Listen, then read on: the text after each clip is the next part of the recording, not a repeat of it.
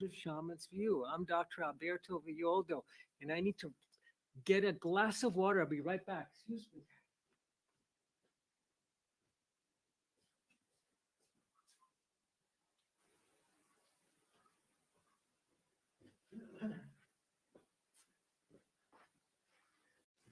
Hello, I'm Alberto Villoldo, and welcome to the Shaman's View. Today, we're going to be exploring journeying. Journeying is the shaman's practice.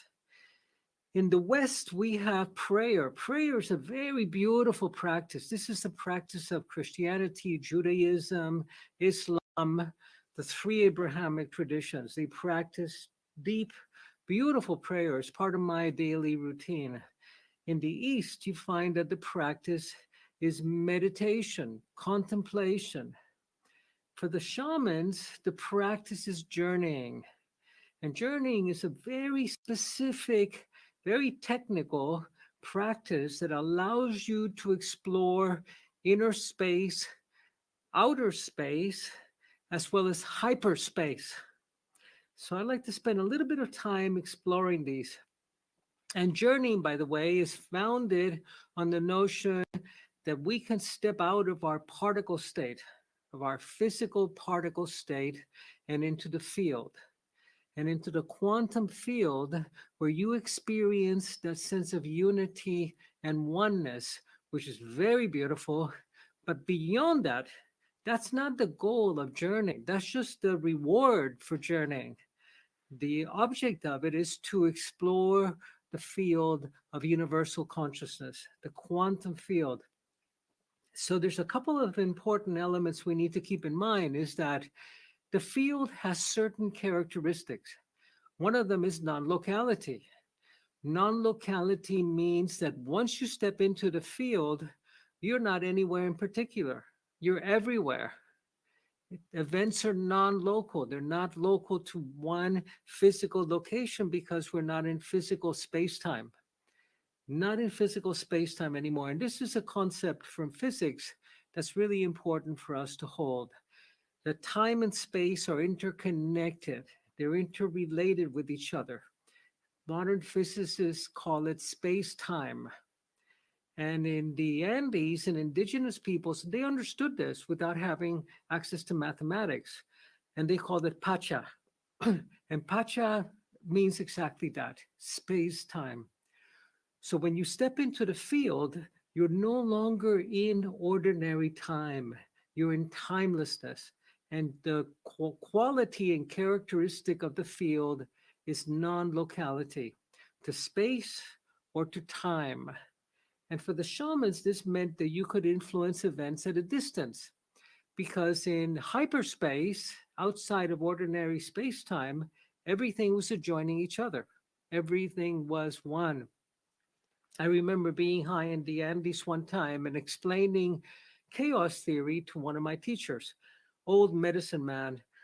And chaos theory says that the tropical storm in the Caribbean was actually started by a butterfly that flapped its wings in Beijing. You've all heard about chaos theory. And this butterfly that flapped its wings caused this tropical storm. So that when I finish this explanation, the shaman turns to me and says, "Show me." And I say, "What do you mean show you? This is physics. I can't show you." He says, "No, if you can talk about it, it's because you can do it. Come on." And I had a brand new PhD. So he says, "Come on, flap your little doctor wings and heal somebody in China." And I said, "I can't do that." He said, "I can." Because of course he came from a tradition that was not founded on information like mine was, but it was founded on wisdom and on knowledge. And wisdom meant that you didn't settle for knowing that water was H2O. You had to learn how to make it rain as well. You wouldn't settle only for a diagnosis. You had to be able to heal. You wouldn't settle only for an explanation of chaos theory and quantum physics. You had to be able to flap your little doctor wings and heal somebody in India. You had to grow corn with it. So this is one of the qualities of the field. This is that it's non-local to this. There's no distance, but there's also no time. And it's easier for us to understand this notion of no separation. But the fact that time is such a flexible entity that has really no foundation in reality, but it's a function of our being in a physical biological form. When you step into the field, everything is happening all at once. There's only the now. The past and the future converge in the now. And this is where shamans, through journeying, learned that they could step into timelessness. They would drop in between the moments, step into timelessness, and in timelessness or infinity, at that place, they would dream the world into being, into manifestation in the physical realm. They would fix things before they are born. Like the Tao says, fix things before they're born. Once they are in form, in physical, material form, very difficult to change, very hard to change. Heal things before they manifest. Heal the imprints in the luminous energy field before they create an ulcer, before they create a kidney disease, or before they create a tumor, or before they create Alzheimer's. Once it's installed in form, very, very difficult to change. My wife Marcella is a really skilled healer. It comes very natural to her, and maybe it's part of her Native American heritage, or maybe it's because she's a woman. But for me, it took a lot of effort and learning and training, and the and she's found out that if we can intervene when someone comes to us, so we can intervene before the biopsy, before they get the diagnosis, before it's anchored to form, that we can erase it and clear that the energetic and the physical will follow very rapidly. But once the biopsy results come in, once it's diagnosed, once it's installed in the world of matter, it's so much harder to change. So the practice for the shamans is journeying. And journeying had to do with stepping outside of time. And we're going to learn how to do that today. So the fascination of native peoples, the Maya, the Hopi, the Shoshone, the Inka, the Aztec, their fascination was time. They were fascinated by the exploration of time in the same way that we're fascinated by the exploration of space. And this goes back to the myth of creation, to the myth of origin.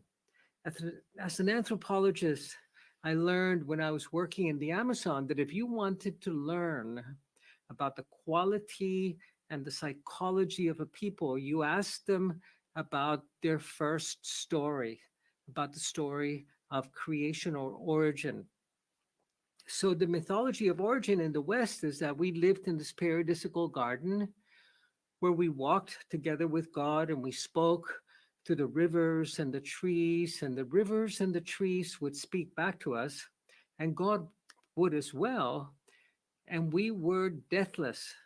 We would not die because death is haunting us today because we have been exiled into time. We were outside of time and we were not haunted by death.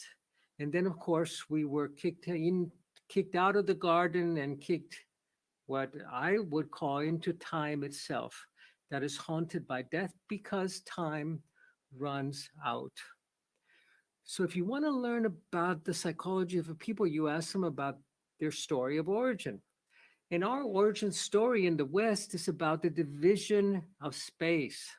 And stay with me for a little bit because it's important that we understand the, the foundations of these practices and not just have an experience without having the depths and the roots that a really solid tree requires. The creation story in the West is about the division of space. On the first day, God separated the waters above from the waters below. The second day, separated the dry land from the waters, the division of space, the separation of space. The origin story of the Maya, for example, is about the separation of time, the division of time, so that their story of origin um, has, as a result, the creation of a calendar. And they have 23 different calendars. Some of them are 60 billion years old before this universe came into manifestation. Some of them are only 20 days long. So they have 23 different calendars because they are fascinated by the division of time. And we are in the West fascinated by the division of space. So in the West, we own space. We own a home, we own a piece of land, we own a country, we own a house. Whereas for the indigenous people, the sense of owning the land or owning the earth is totally preposterous. How can you own the land, the space? But they own time.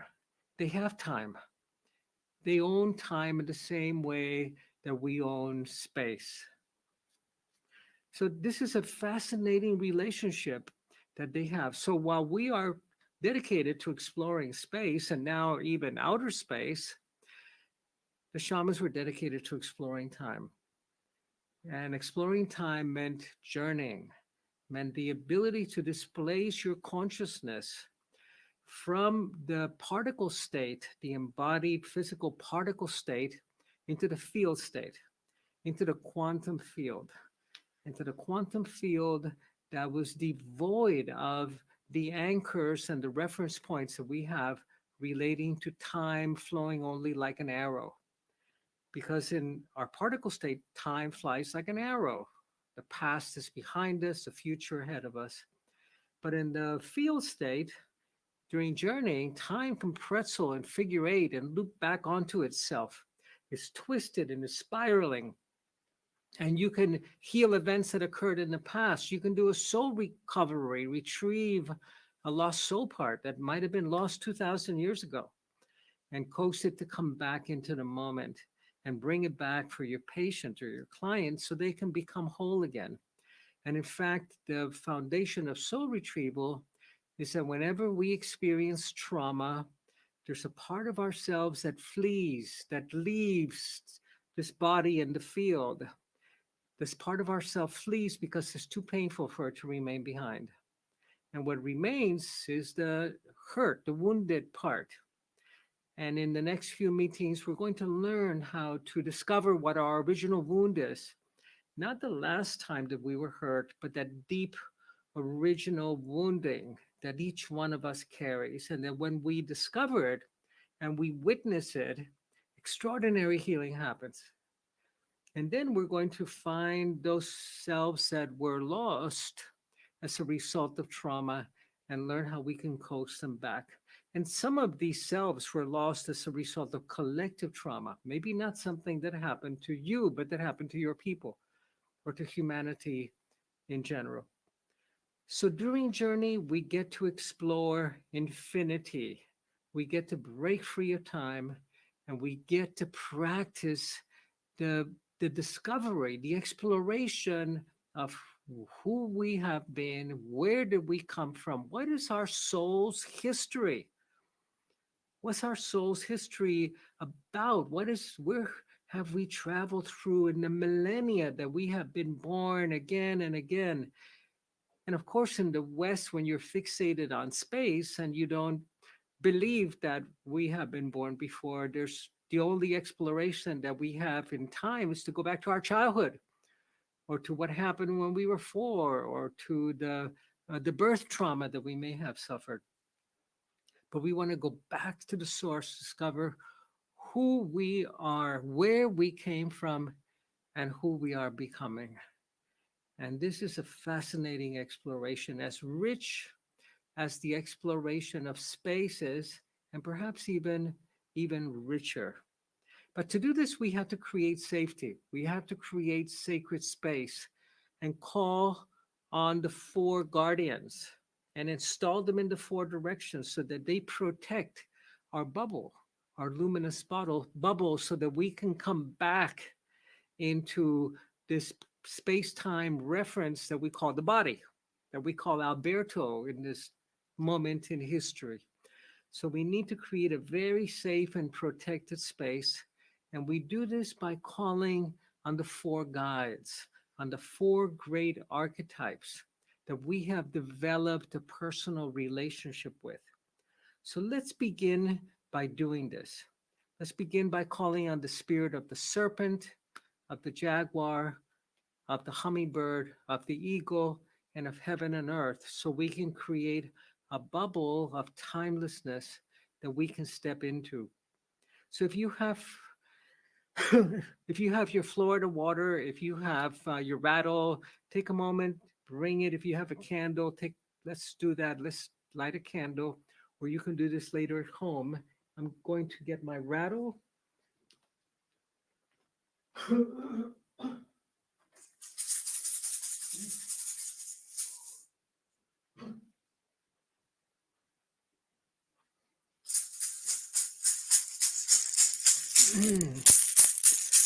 And beginning with the serpent in the south, we turn to the south, to the spirit of the serpent, Sachamama, mother of the waters.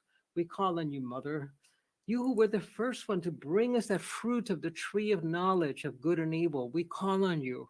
Remember, the serpent was the guardian of the sacred tree. And she was the custodian of that tree, and her mandate was to bring us this fruit. We call on you, mother. Wrap your coils of light around us. Teach us your ways, the beauty way, to walk with beauty in the earth, to touch everyone we touch with beauty. Come, awaken your power within us and protect us. Aho. And to the wind to the west, mother, sister, jaguar, otorongo, we call on you, mother. Come to us. Take your place in the west, in the place of the dying sun, golden jaguar that eats the sun at the end of the day. We call on you. Walk among us, protect our medicine space, that we may journey safely into the realm of shadows and the realms of light and return back with the wisdom that we're offered. Aho. And the north, hummingbird. We call on you, mother. Come and teach us your ways of drinking only from the nectar of life. See what Kenti, royal hummingbird.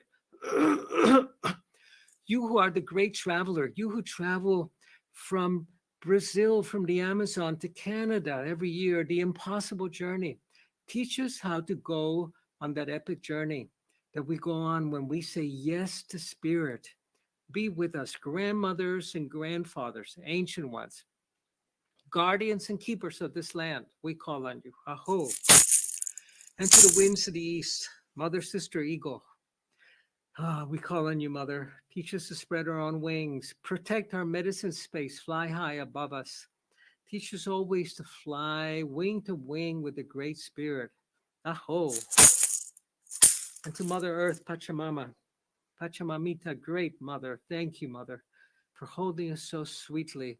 Create a sacred space here, mother, that we may be able to journey safely and freely into those boundless realms. Be with us, mother. Protect us. Thank you for all that you offer us. Aho. And great spirit, Inti Taita. Oh, you who sit above us and below us in the north and the south and the east and the west, thank you. Thank you for all of your blessings. Protect us and guide us in our work. Aho.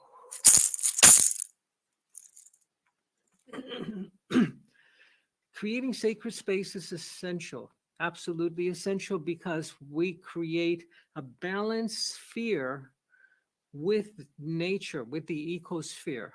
When we summon the great guardians, we're summoning the great biological organizing principles of the world. And next, we want to create the second kind of sacred space, which connects us to the noosphere, not to the ecosphere, to the ecology, but to the noosphere, to that distinctly human and transhuman realm that we're connected with. And we do this by expanding that eighth chakra that is above our head, by opening what they call in the Andes the Huiracocha. Huiracocha means God. opening that part of us that is divine, expanding it and enveloping us. The eighth chakra exists outside the body, but within the luminous energy field.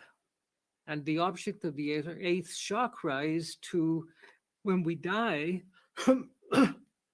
when we die, we upload the information from each of our seven chakras into the eighth chakra. That then goes about looking for the family that we're going to be born into next.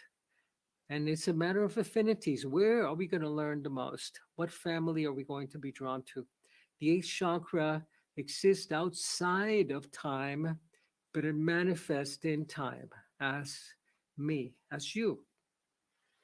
So in this next practice, we're going to be bringing our hands up into our Viracocha. But first, let's begin by dropping into our breath.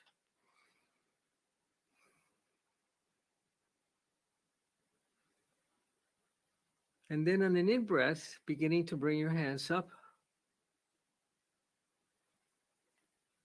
into this eighth energy center, this luminous orb, this radiant sun above your head, and expanding it around you.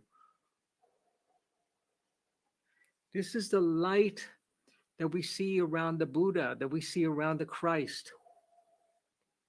Expanding it around you so you step into this radiant sun that is outside of time. And you step into infinity, into timelessness. It's that easy for the shamans. They discovered not only how to describe space-time, but how to enter it. And this is what's always fascinated me about the shamanic traditions, that they're not only descriptive, they are technical. They tell you how to do it. That's what we're really interested in. Not just describing quantum physics, but how do you become a quantum being? So these are the two steps. And the next one is the breath. We need to enter a heightened state of awareness, a heightened state of consciousness that we enter through the breath. And remember that the breath is that part of our physiology that we're able to regulate, that we're able to control, but we cannot stop breathing. But when we shift our pattern of breathing, we shift states of consciousness. Now, our normal breathing is between 12 and 15 breaths per minute. So time yourself. Later on, just take your pulse and or look at the watch actually and see how many times you breathe per minute. Normally, we breathe between 12 and 15 times a minute. And take your pulse at the start and notice your heart rate before you begin this breathing practice. And then take it at the end and notice how your heart has settled. Your heart rate has settled. If you were able to measure heart rate variability, it's increased tremendously. You become coherent.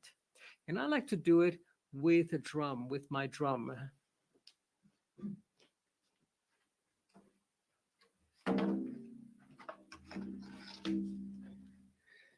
Oh, I redesigned the studio today, so everything is now where I needed it to be. So we're going to use the drum to guide us. We're going to be inhaling to a count of 4, holding to a count of 4, releasing to a count of 4, and holding empty to 4. So first take a deep breath and exhale. And now inhale to 4. 1, 2, 3, 4. Hold to 4. 2, 3, 4. Exhale to 4. 2, 3, 4. And empty to 4. 1, 2, 3, 4. Inhale to 4. 1, 2, 3, 4. Hold to 4. 1, 2, 3, 4. Exhale to 4. 1, 2, 3, 4. Empty to 4. 1, 2, 3, 4. Inhale to 4. Hold to 4. It's at the top and the bottom of the breath that we escape time. Exhale to 4. 1, 2, 3, 4. empty to 4. Inhale to 4, 1, 2, 3, 4. Hold to 4, 1, 2, 3, 4. Exhale to 4, 1, 2, 3, 4. Empty to 4. Inhale to 4. Hold to 4, 4. Exhale to 4. Empty to 4. Inhale to 4. Hold to 4. Exhale to 4. Empty to 4. And now inhale deeply. And exhale. And you've gone from breathing between 12 to 15 times a minute, which is the hyperexcited fight or flight related breath that our news and the world keeps us in. You've dropped to 3 breaths per minute. To 3 breaths per minute. This is the breathing pattern that's required for journeying. This is the breathing that's required. And I'd like you to continue breathing sweetly, gently, softly, and reinforce your expanded Viracocha. Come back to your heart. Hands to your heart center. Inhaling into your Viracocha, into this radiant sun. Exhaling and expanding it around you. Enveloping yourself in this field of timelessness, where there's only one of us in spirit.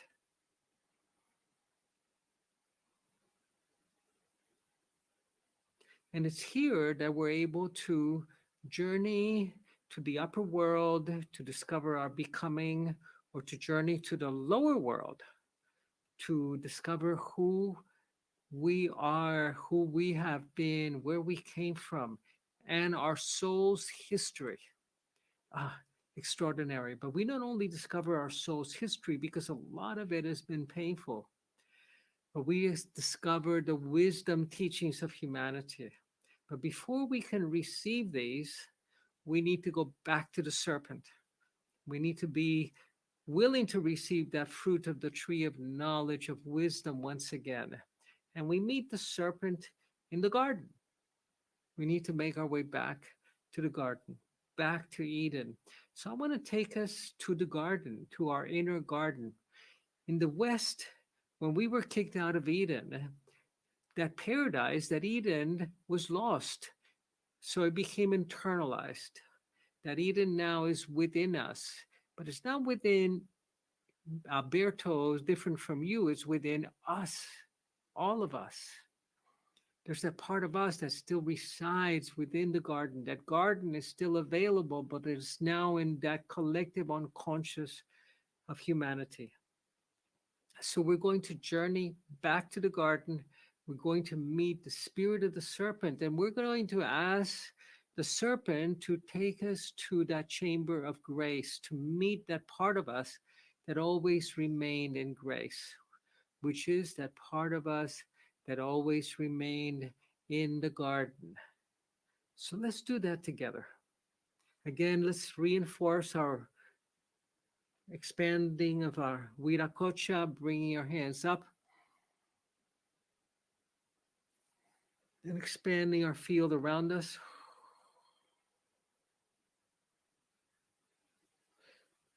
Let's do that again, and now let's expand our field around each other. Bring our hands up on an in-breath to that 8th chakra. And let's hold it around all of us. Some of us are present here in person during this, the time you're watching, and some of us will be watching it later than you, or maybe earlier than you did. But in timelessness, we're all here together around a holy fire. We're all in the quantum field together. Our journeying is going to be with the aid of the world tree, with the great world tree that we could use to take us into the depths of the soul, going down into the roots, or we can follow the uppermost branches of the world tree to take us to the upper world, to the realms of our becoming and the journey beyond death, the places that we have to transit through as we make our way back to the world of spirit. So join me in this journey as we come and discover the world tree. The location of the world tree is secret. It's secret. The Mayans believed that it was in Tula, in a place in Mexico called Tula. But of course, that world tree is everywhere in the field. It's available to us only inside the field and not in the particle, the physical state.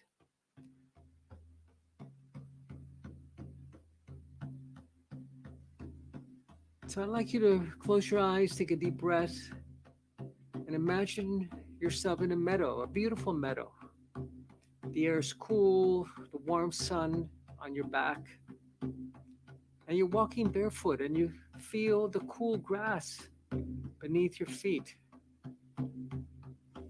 And at a distance, you see a tree, a great tree, and it calls to you, it beckons to you, and you make your way towards that great tree.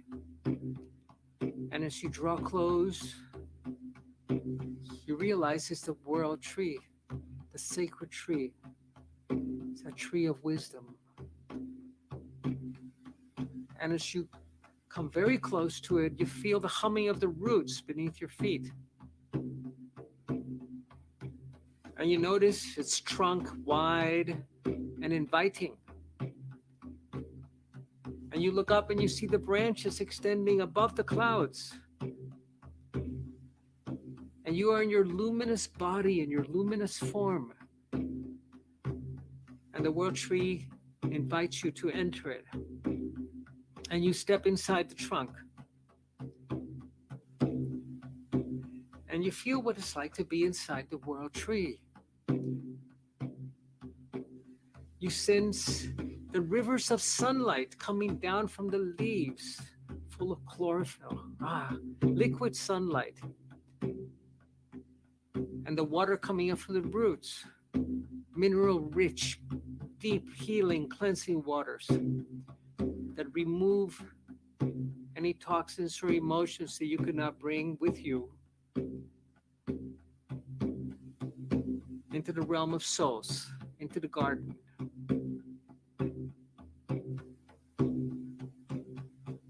And when you're ready, I'd like you to begin descending. Follow one of those rivers of light down towards the roots, going below the surface, allowing that great big taproot to take you down. Past the giant boulders, past the rich, moist earth, deep into the earth. That giant taproot of the world tree, deep into the belly of the mother of the earth, until it ends on an underground river or stream where it drinks from. And step into the stream, step into this underground river and lie on it. And feel the cool water washing through you, cleansing and taking away any energies, any heaviness that you may not bring with you back to the garden. Let it cleanse you and heal you. And when you're ready, let the current take you deep into the belly of the earth, these pristine waters, and to wash you onto the shores of a sacred garden. And stand up and look around you. There is a light. Welcome to your garden. And step onto the banks and notice how there's a forest to one side, a mountain towards another direction, a meadow in front of you, the sand And I'd like you to walk onto the meadow, past the flower beds. This is where you can come to renew and to heal and repair, to go back to the garden, back into communion with the rivers, with the trees, with spirit, to that place that we inhabited a long time ago. And I'd like you to make your way into the meadow and notice the beauty of your garden. Notice the beauty of your garden.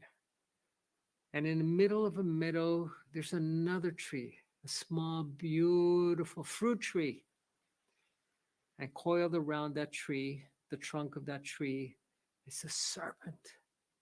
Ah, a serpent that we have learned is the embodiment of the feminine, of passion, of sensuality, of the Kundalini in the East, of the Nagas, of the Tibetans, the protectors of the great treasures, the wisdom keepers. The goddess always had serpents coiled around her arms. The serpent, the symbol of fertility, of sexuality, of passion, and of wisdom. And there's a boulder in front of that tree.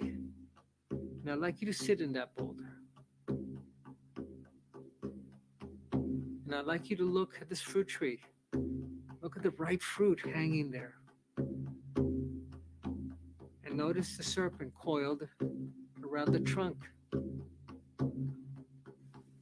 And I'd like you to ask her, who are you? What are you doing in my garden? I am the guardian, she says. I am the guardian of the wisdom. And ask her to tell you what you need to shed, the same way that she sheds her skin. What beliefs, what notions, what ideas you need to let go of to recover your grace, to be able to reside again in the garden. What needs to die? What needs to be born? What's ready to be born today? Ask her. Don't be afraid of her. Her poison is actually an elixir, but don't go there. Ask her. Great serpent, you who were the first one to bring us that fruit of the tree of wisdom, what wisdom do you have for me? What can I do to recover my grace, my innocence, my communion with myself, with spirit? What in me has to die? What in me has to be born, is ready to be born?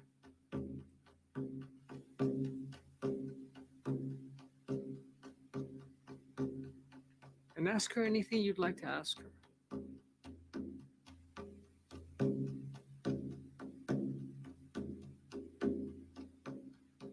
And ask her perhaps if you should eat again of that fruit.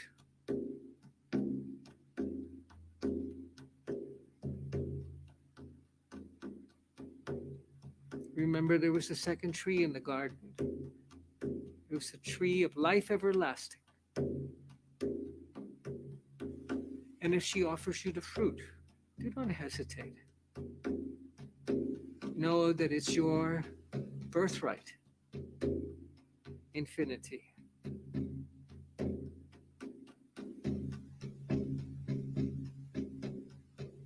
And I'd like you to see that on the other side of that tree, there's someone approaching towards you. And the serpent, the mother, has called on that youth that never left the garden, that we will recover when we do our soul retrieval journey, but it's not ready to come back yet. This is that healed self. The self that was never wounded by life, by love, by loss, by betrayal, by trauma. And notice the self that is walking towards the tree and towards you. The The serpent has called her, has called him. And notice how she stops, how he stops close to you, but not too close, because it's not time yet. But you having an opportunity to see and to speak with that self that is your healed self, that was never wounded, that never suffered. And ask her anything you like. And tell him, I'm coming. I'm coming to meet you and to invite you to come with me in our middle world. But first, I have to go through my healing. My whole life needs to be repaired.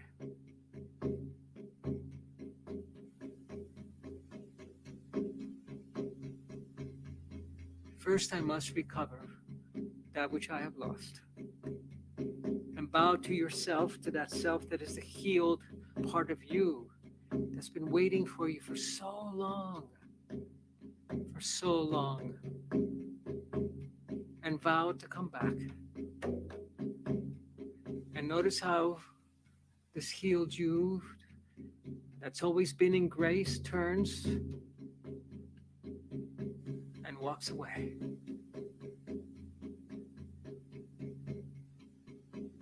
And you hear her voice, his voice saying, I will be waiting for you. I've been waiting for you for so long, for so long. And you bow to the serpent and you thank her. And you begin to make your way back. Back to the place where you entered, back across the meadow. Back to the edge of the waters. And when you're ready, dive into the waters and allow the waters to take you back to where you entered. Back to where that great taproot is and is waiting for you. Allow the waters to carry you back and to wash away any energies that you may not bring with you into our middle world, into our particle state, into our embodied state, to wash away any of those energies until you're ready to receive them fully. And when you come to where you see the tip of that taproot extending into this underground stream, enter that taproot of the world tree and allow it to take you up with the water and the minerals and the nutrients that are being taken up towards the trunk. Make your way up along that great taproot, sensing how it gets bigger, stronger, and wider, past the great boulders and the rich, moist earth, and above the surface again into the trunk of the world tree. And now step out of the world tree in your luminous form, stepping out of the world tree, and turn around and bow to this great, great being. Bow to the world tree and thank it. Thank you for taking me to the depths of my soul, to the collective garden of humanity. Thank you. Bow to the world tree and begin to make your way back across the meadow, back to where you entered, back into your room, back into your body, back into this moment, right now, this ever-present moment, right now.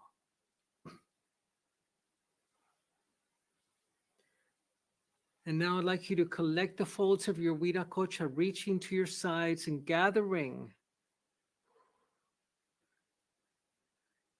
this energy into a radiant orb again above your head, to a radiant sun above your head, and then bringing it into your physical body. Healing and informing your physical body from that source that informed your body since the day that you were born, healing, repairing your physical form. And now releasing the guardians of the four directions, the ones that have kept the safety of your sacred space, beginning with the serpent. Thank you, Mother. Thank you. Thank you for teaching me your ways, for protecting our sacred space. Aho, the spirit of the jaguar, Mother, Sister Jaguar. Thank you, Mother. Thank you for roaming around us, for protecting our sacred space, for teaching us the ways of the dark and the light. Thank you, great jaguar. And hummingbird in the north. Siwarkenti, royal hummingbird. You who are the great journeyer, thank you for teaching me the ways of journeying into the past, into the future, for teaching me the ways of drinking only from nectar. Aho. And to the east, Mother, Sister Eagle, thank you, Mother, for flying high above us, for protecting this room, this space, this community that is journeying together, all of us. Thank you. Accompany us as we go back home to our villages, to our loved ones. Aho. And Pachamama, my great Mother, thank you, Mother, for all of your gifts and blessings. And Father, Son, Inti Taita, oh, Grandmother Moon, to all the star nations, our star brothers and sisters, thank you for all the blessings you bring to us, and to all the lineages of medicine men and women of the past and of the future. Thank you for being with us. Aho.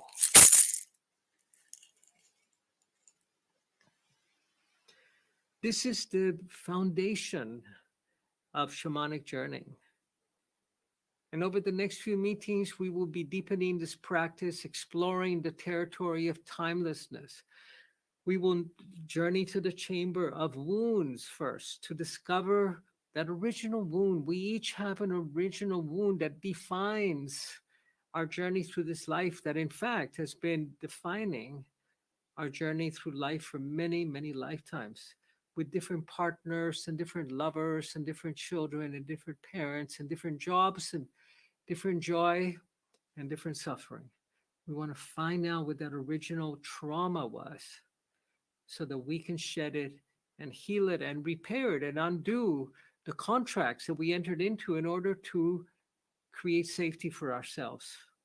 And then we're going to go back to that place of grace and find that part of us, that soul part that is ready to come back, not only to make us whole, but to help us step into a new destiny, to what our next destiny in this life, in this physical embodied journey is about.